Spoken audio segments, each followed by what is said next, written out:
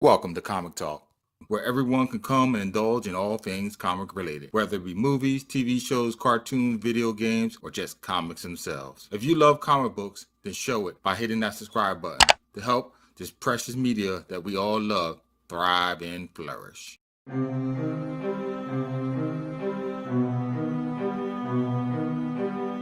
You know, every time you get a chance to read a Robert E. Howard story, you know that you are in for something special. He is truly a master of his art. And if I may quote George R.R. Martin, for all you young people new to fantasy, if you don't know Conan, then you simply just don't know fantasy. There's a reason why this man bears the crown as father of the sword and sorcery genre. That is why the only trepidation one gets when reading an adaptation of his work is whether the comic, movie, TV show will be faithful to the source material, or will there be something missing in translation, and therefore not do his work justice.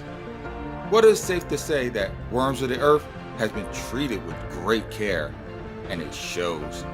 For those of you not familiar with this story, it tells the tale of Bran Mak Morn, the last picked king whose people are on the cusp of Roman subjugation.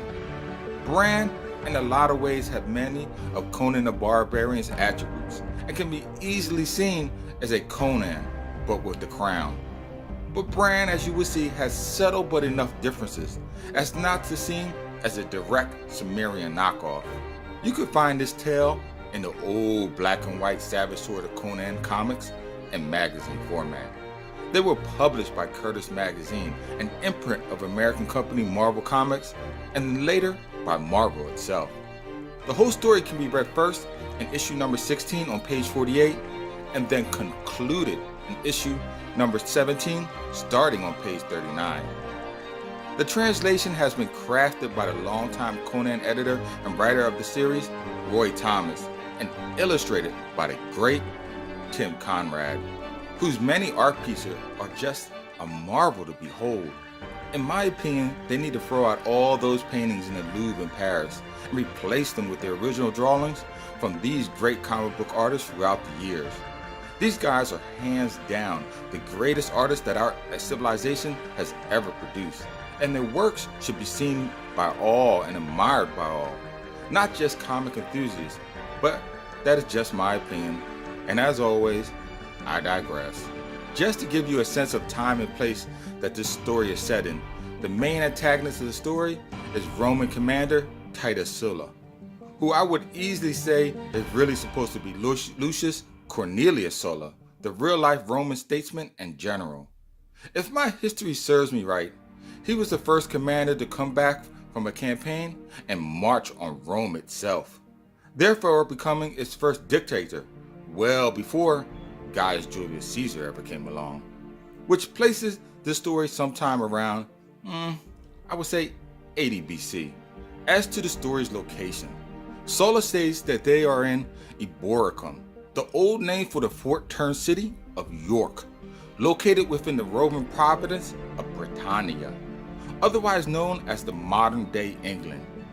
You see, these details add to the overall motif of Howard's writings.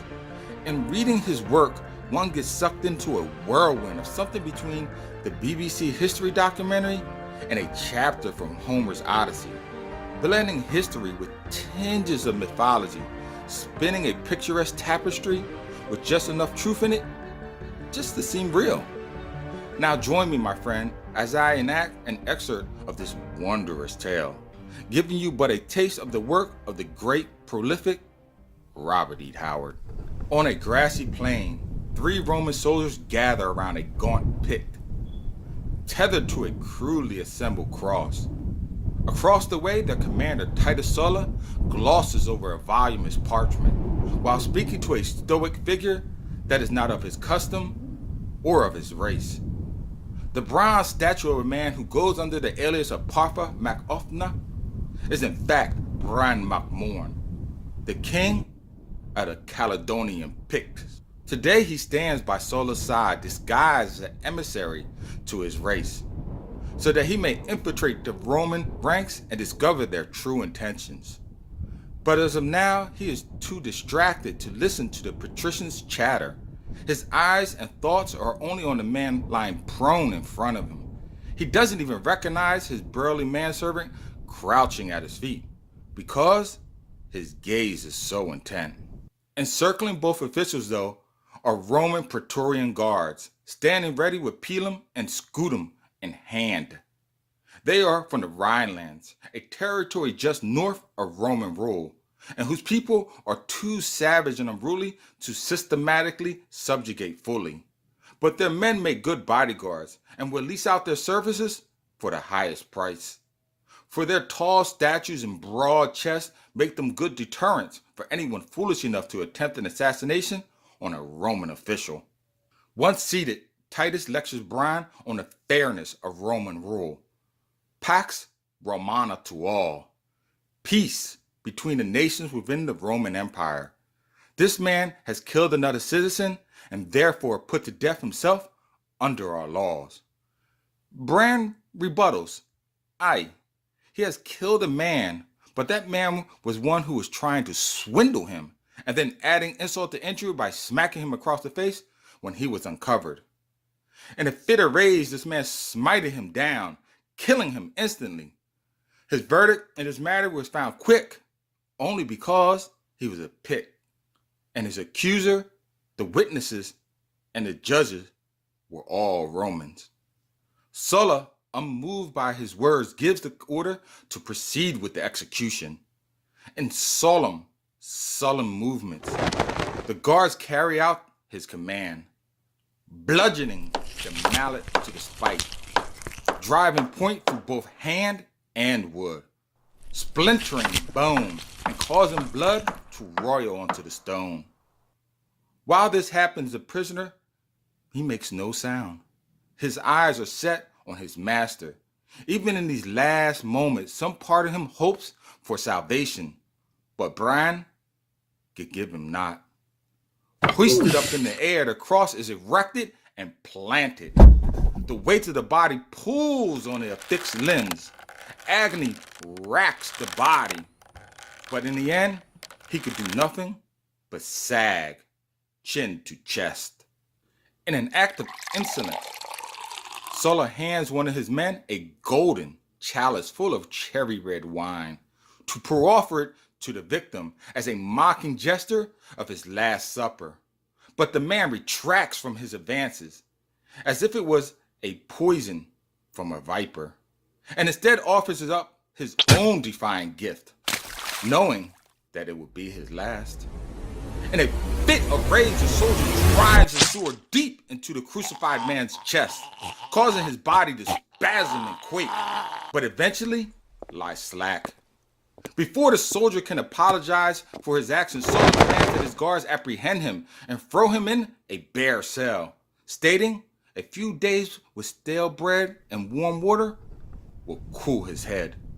Looking to his emissary, Titus excuses himself, leaving the Pict king to gaze upon the loyal subject, and then eventually retreat into the privacy of his quarters himself. There in his chambers, the Pictish king paces the floor like some caged panther. Wrought with anguish, he decides on a course of action, giving his loyal vassal Rome both signa and coin. He sends them off with a message to those who still he calls friends, and whom themselves still call Rome enemy. In order for his plan to work, he must occupy Rome's auxiliary forces, while he himself extracts his revenge. There, left alone beneath the moonlight, Bran commits to his plans before he recumbents for the night's rest. But his slumber is not peaceful. Conan, the priest of the moon and high consul to the king of Picts, comes to him in a dream, pleading with Bran to not embark on this dreaded plan of his, quoting that it would spell doom for all. The cost will be too high to pay. Return to the heather from which he came, gather an army and make the Romans pay for their action with trenchant steel. But his words, they fall on deaf ears. Bran has already committed to strike a bargain with the worms of the earth. Conan, seeing the futility of any more pleads, only offers his regrets.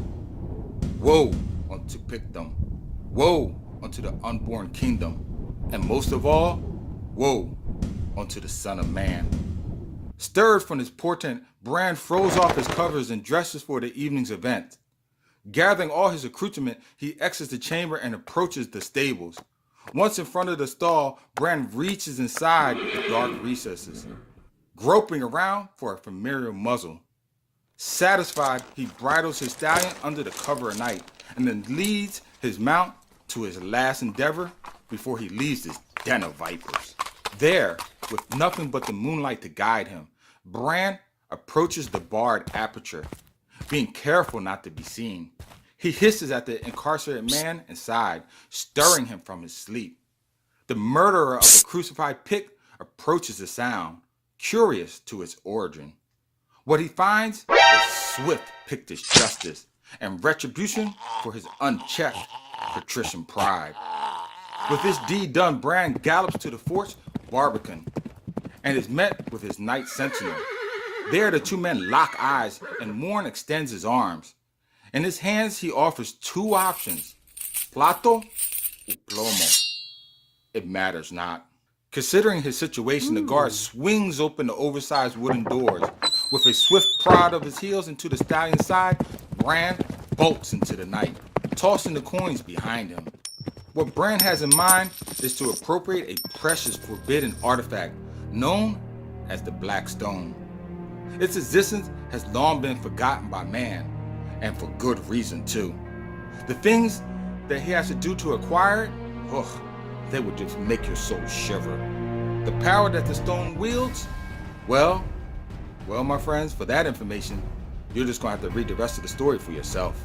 Hopefully, I have whetted your appetite, that you feel compelled to read the rest of this phantasmal tale. The story is a Faustinian tale, showing to accomplish some task, the cost may exceed the price. For even though our hero accomplishes his goal, the witch foretells to Bran that one day the worms of the earth will eventually come for him as well, to collect on the debt for the deeds that he have done.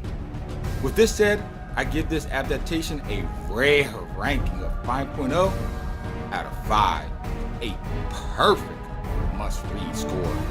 It has everything for me. It stays true to the source, the writing is superb, and the artwork leaves you in awe. If you are interested to read more tales of Bran Mak Morn, the Pictish King, pick up this collection of stories, publisher Del Rey. It is a copy I have, and it has beautiful illustrations peppered throughout. Well, there you go, viewer. If you like this video, then please visit my YouTube channel, Comic Talk, for other videos like this one. Hit that bell icon on your way out, suggest other comics you would like me to cover, and oh yes, until next time, as always, keep reading, my friends.